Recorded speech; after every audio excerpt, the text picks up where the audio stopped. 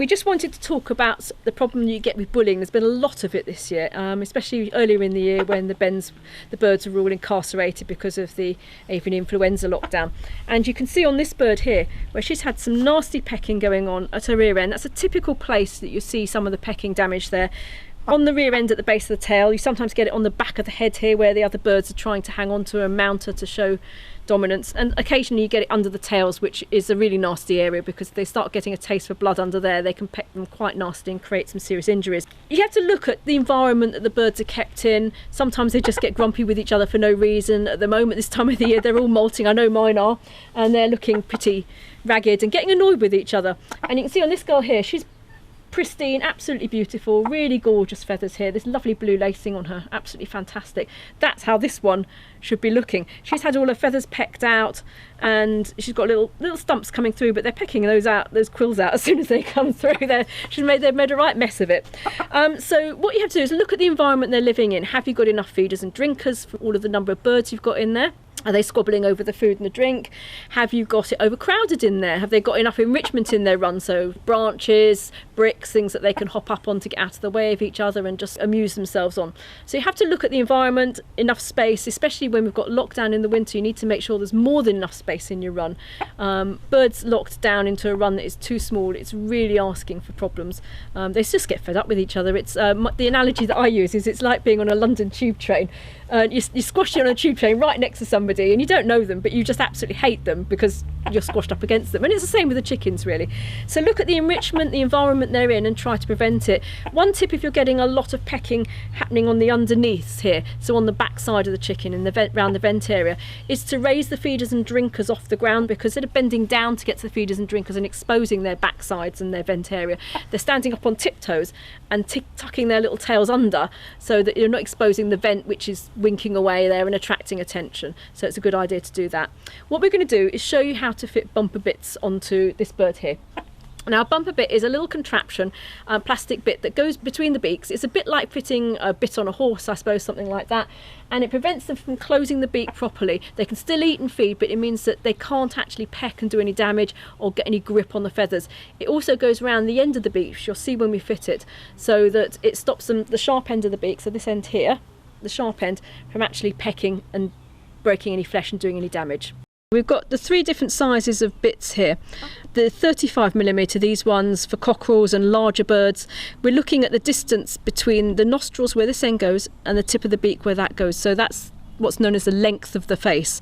You've got 30mm here, which fits most hybrids and some slightly bigger birds, and then 25mm here, which is for bantams mainly and birds with a very short face or a trimmed beak. And obviously, as the shorter you get in the size, the shorter that sort of length of the pivot there is, and you have to actually soak them in hot water just to soften up the plastic a bit, stop them splitting, because the shorter they are, when you stretch them on these pliers, the more inclined they are to split, so you just have to keep them warm. You've got this end which comes out beyond the pointed end of the beak, protects the end of the beak, stops it from jabbing into the other birds. This bit here is the bit which goes between the 2 beaks, the upper and lower beak, and then you've got these 2 little prongs here which fit into the nostrils at the top. It doesn't hurt, it's a little bit, they get a bit flustered when you first put it in. It's a bit like having your nose pierced, I suppose. But they soon learn to eat and drink with it. Just make sure that your feeders and your drinkers are a little bit deeper to accommodate the bit. And you expand them just by using the circlip pliers. Now, the circlip pliers, as you squeeze them, they open out, and it's a bit counterintuitive. You reckon normal pliers, you squeeze them and they close, but these are external circlip pliers with the right angle on the end there. And you open them out, fit them into the little nose pieces there, you've got little springs there, and then just open the bit out so that you can slide it on. It's always a little bit easier to have somebody helping you fit a Bumpa Bit. You can do it yourself by wrapping the bird in a towel and wedging it between your knees, but it is a little bit easier with somebody helping, holding the head nice and still. So what we're going to do is open her beak up a little bit. You're being very well behaved, aren't you? And slide the Bumpa Bit up between her beaks at an angle of about 45 degrees so that it fits in between and the little prongs sit in her nostrils there.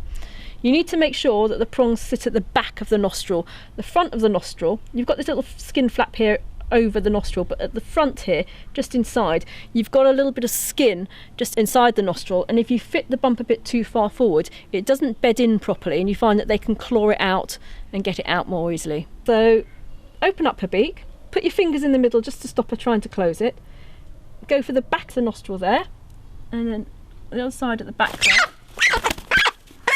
And there we go. And what you sometimes find when you fitted it is that they clatter their beak against the bit. It feels a bit weird, and it's like playing the castanets. They do this sort of clatter, clatter, clatter thing. She's not doing it, to oblige. Looking a bit surprised there. But it's a bit like having a tooth brace fitted. It feels really odd at first. One thing you have to make sure is that you've got deep enough feeders and drinkers that they can accommodate just that little bit of extra length on the beak there, so that they've got enough length to be able to feed and drink as normal. I find that there'll be a couple of hours of sulking and getting fed up with it and trying to get it out, which they can't, and then they just return to normal and they're fine. They realise they can get on with life, but what they can't do, what is so important, is that they can't peck and cause any flesh damage. It's when they start pulling feathers. If they start pulling out some of those emerging quills that we saw on the pecked chicken earlier, they've got a strong blood supply on them and they get a taste of blood, and then they start pecking at the skin, and then it's really only a matter of time before it's bloodshed and some nasty injuries. So it's very important that you deal with it as quickly as you can if you spot any pecking. One thing you can look at before you start fitting Bumpa Bits, you looked at the environment, you've looked at the habitat that the birds are living in, whether they're feeling bullied or getting fed up with each other. You can also get anti-pecking sprays, which taste absolutely vile. They contain something called Bitrex, which is the thing they used to put in anti-nail biting preps that you used to buy over the counter when we were kids to stop you biting your nails. And you spray that on the birds in the areas that have been pecked, and it stops the other birds from pecking them. It sometimes works, and it's a good first step to use when you're trying to stop chickens pecking each other, to see if that works. One thing to remember when you're using an anti-pecking spray is to be very careful with the dosage and how often you put it on, because the active ingredient in it can make the birds appear a little bit drunk if you put a bit too much on. So it's just as wise not to have some sozzled chickens, and just make sure that you're only using a small amount and obeying the dosing instructions as well.